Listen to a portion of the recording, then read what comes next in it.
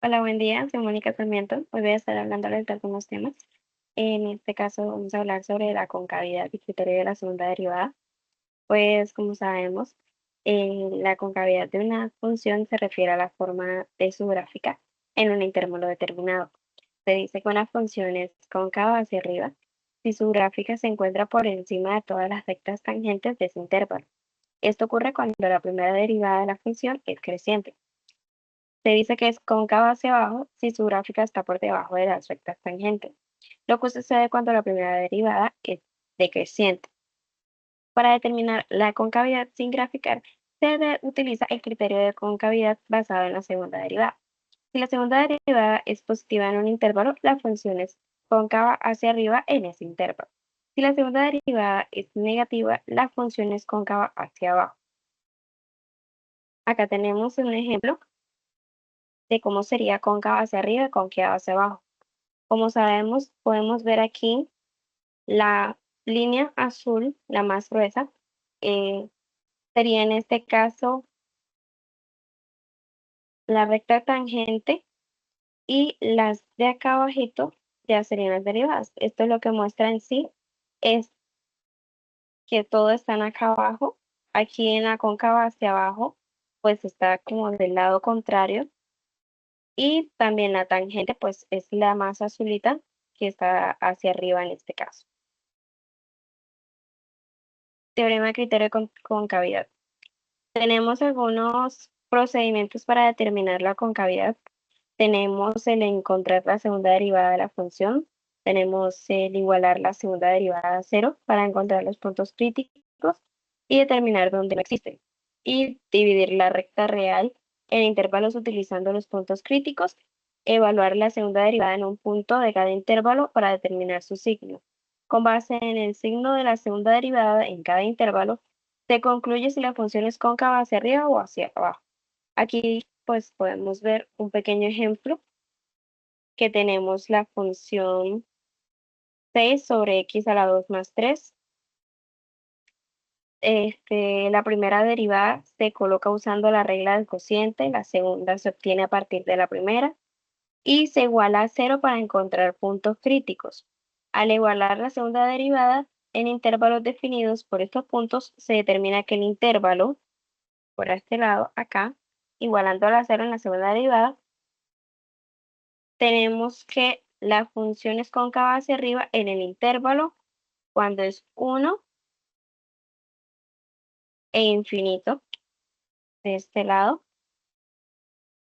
menos infinito. Tenemos a menos 1 y 1, que es el intervalo hacia abajo, y 1 más infinito, que es el intervalo hacia arriba.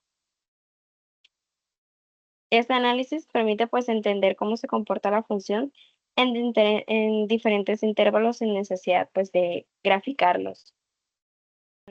En este caso vamos a dar un pequeño ejemplo con mi carrera.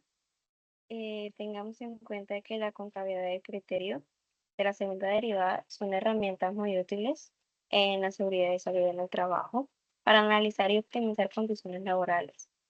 Pues vamos a presentar un pequeño ejemplo práctico de cómo se pueden aplicar estos conceptos en un concepto de, pues, de SST. Vamos a hacer una evaluación de riesgo en un entorno laboral. Vamos a imaginarnos que una empresa desea evaluar el riesgo de accidentes en una línea de producción. La tasa de accidentes pueden ser modelada como una función de diferentes factores, como el número de horas trabajadas o la intensidad de la carga de trabajo y las pausas programadas. Aquí tenemos un modelo, pues dependiendo de las horas trabajadas, de la función. Bien, vamos a hacer un pequeño análisis. Supongamos que la tasa de accidentes es la derivada y depende de las horas trabajadas en X según la función. Pues aquí la tenemos en el análisis con la segunda derivada, que lo que tenemos es que calculamos la primera derivada para encontrar los puntos críticos, después lo igualamos a cero para encontrar los puntos críticos,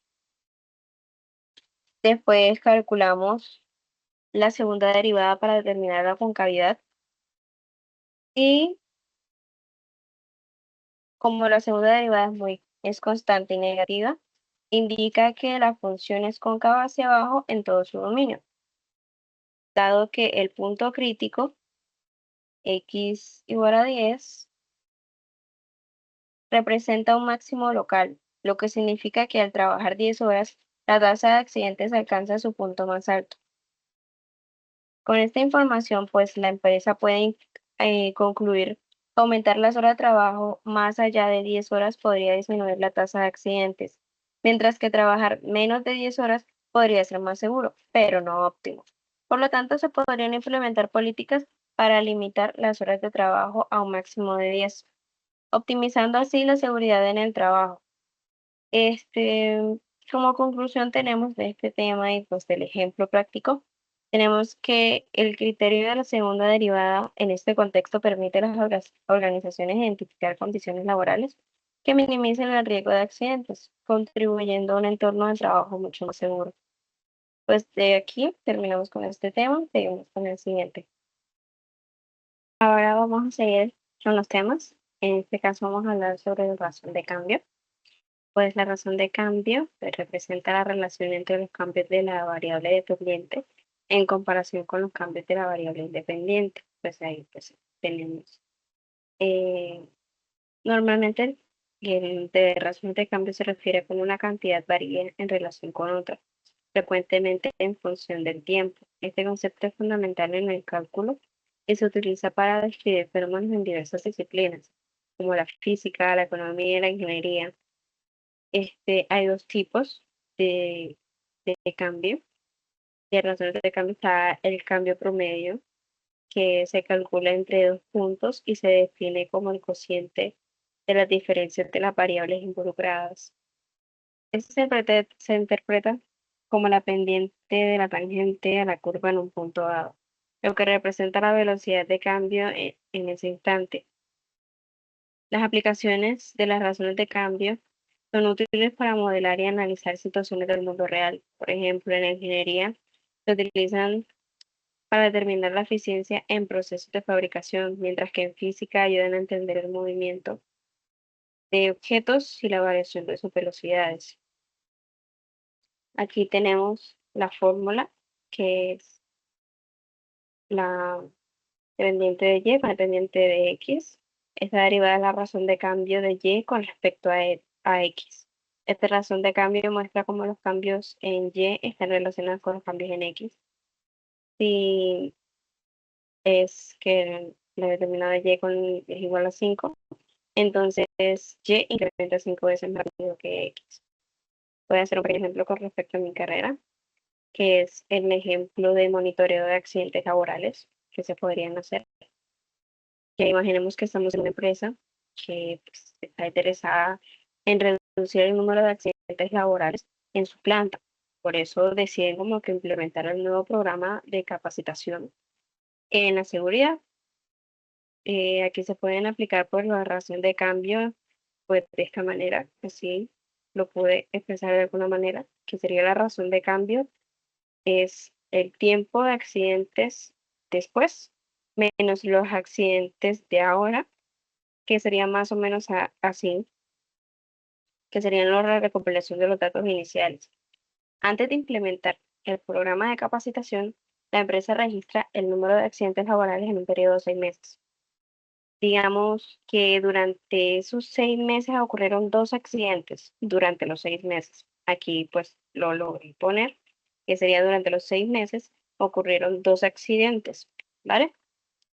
La implementación del programa de capacitación, cuando ya lo estamos implementando, la empresa lanza un programa de capacitación en seguridad que dura, por ejemplo, un mes, vamos a ponerle. Y mientras tanto vamos haciendo monitoreos de cómo va avanzando, de cómo va mejorando. Y en el monitoreo nos damos cuenta que después de la capacitación, la empresa continúa registrando los accidentes laborales durante los siguientes meses.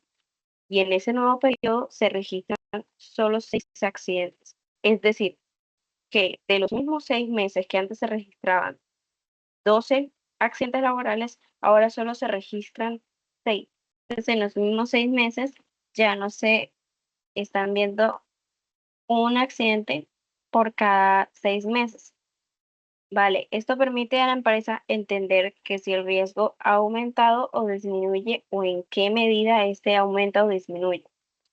La implementación de controles, pues basándose en la evaluación anterior, se establecen medidas de control para mitigar los, los nuevos riesgos identificados. Por ejemplo, si la razón de cambio indica un aumento en el riesgo de lesiones, eh, se pueden implementar capacitaciones adicionales, se pueden hacer unas mejoras en los equipos de protección personal. Los monitoreos y seguimientos, pues se pueden, después de la implementación, se realiza un seguimiento continuo para evaluar la efectividad de las medidas adaptadas y ajustando pues las estrategias según las necesidades de cada trabajador. Este enfoque sistemático pues nos ayuda a garantizar la seguridad de los trabajadores, sino que también permite a a las organizaciones cumplir pues con cada normativa. Se utilizaría no simplemente con este ejemplo la razón de cambio, sino que en la física, en matemáticas, en cada espacio se podría utilizar la razón de cambio. Seguimos con el siguiente tema. Seguimos con el tema de problemas de optimización. Tenemos en cuenta de que los problemas de optimización son situaciones matemáticas en las que se busca encontrar el valor máximo o mínimo de una función, sujeta a ciertas pues, restricciones.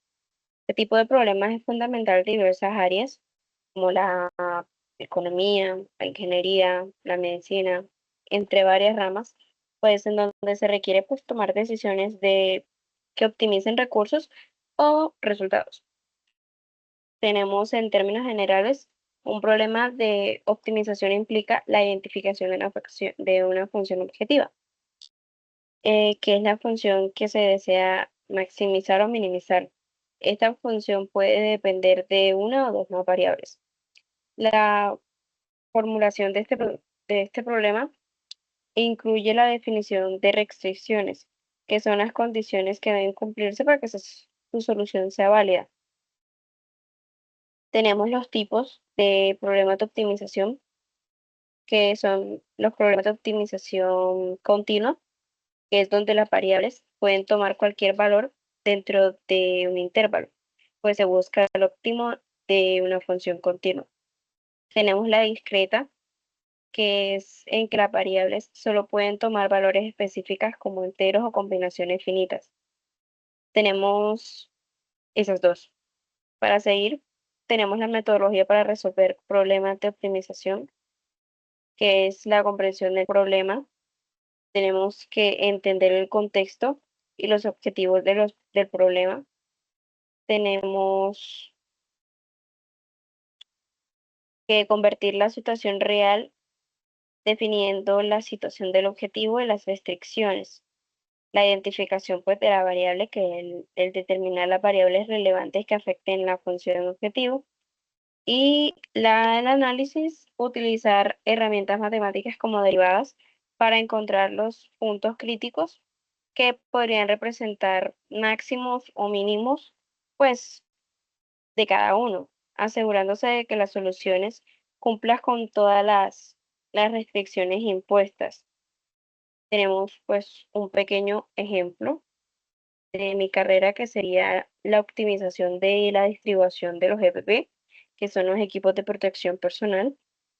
Eh, pues estamos en una fábrica que necesita distribuir equipos de protección personal a los trabajadores, como los cascos, guantes, gafas, todo de seguridad para que los trabajadores puedan trabajar mejor. La empresa quiere asegurarse de que todos pues tengan acceso a estos equipos, pero tiene un presupuesto limitado. Digamos que no pueden darle a todos o debe haber una forma en la que o se optimiza esta calidad. Tenemos las restricciones, que es el presupuesto total acá, que es el presupuesto total que tienen para la compra de los EPP. Pues también tenemos el costo de cada uno, que es por el número de empleados que necesitan EPP, el proceso pues de cada costo de cada EPP Y el presupuesto, pues todo eso se tiene que tener en cuenta para poder hacer un proceso de optimización, que en el cual ya se evalúa el presupuesto, que digamos, como lo está aquí, que tiene 1.000, vamos a hablar de dólares, digamos que tiene $1.000, y el costo de BP, digamos que cada casco cuesta 20, los guantes cuestan 5, y las gafas cuestan 10. Entonces ya ahí calculamos como que las cantidades que la empresa pues necesita para cada trabajador, o en el caso para maximizar la cantidad total. Por ejemplo, si compramos 30 cascos, que son $600, solo podemos comprar como 40 pares de guantes, que son 200, y no se podrán comprar las gafas, no va a alcanzar. Entonces, si se decide comprar 20 cascos, que son 200, que son 400, pueden comprar 30 pares de guantes, que son 150, y 20 gafas, que son 200. Al evaluar pues todas las opciones, comparamos las combinaciones para ver cuál permite distribuir más EPP a los empleados. Como resultado tenemos que después de evaluar las combinaciones, las empresas pues buscan lo mejor para los trabajadores, y obviamente para no salirse del presupuesto, pues llegan así a que es mejor comprar 20 cascos, 30 pares de guantes y 20 gafas de seguridad. Así pues se maximiza el número total de PP entregados a sus trabajadores, asegurando la seguridad sin exceder pues el presupuesto que tenían inicialmente.